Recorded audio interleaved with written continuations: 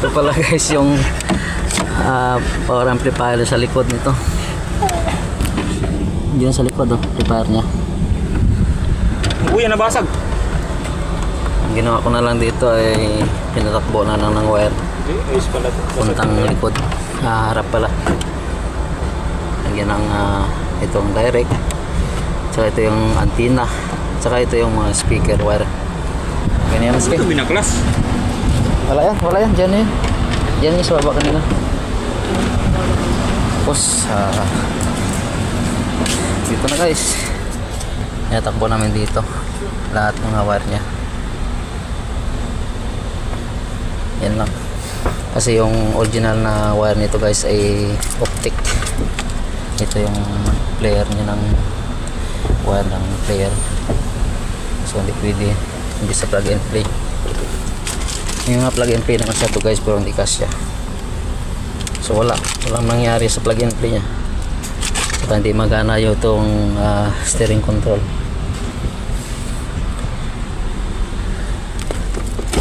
Ito guys yung original player nya guys.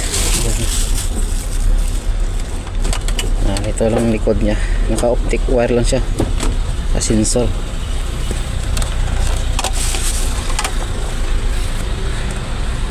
Ito nilipat ko dito yung wire ng mga emergency lock unlock, tsaka sa may may pindutan sa para sa upuan dito. Yan na guys, mamaya check natin mamaya paganahin. 1 hour later. So ito guys yung mga wire nito guys, binaklas natin sa loob ng compartment nya. So kakabit na natin dito. Ito yung socket nito.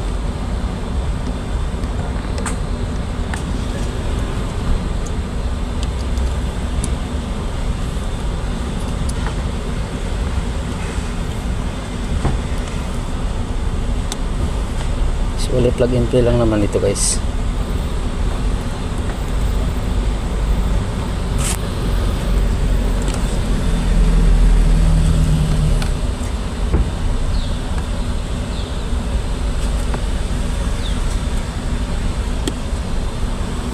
Yung isa hindi na kailangan ito.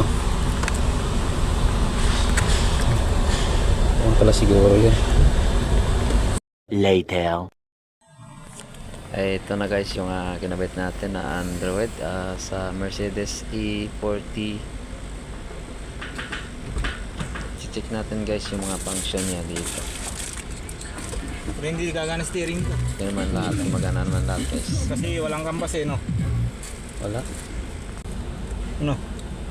Hindi dito gagana no? Oh, plus. Okay na.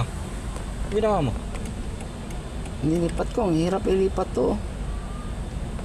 Yung ano yun? Hindi na yan. First. Gusto nga guys.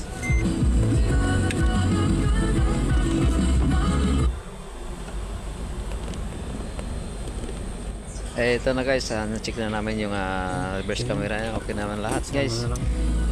Please subscribe my YouTube channel guys. Thank you so much. God bless.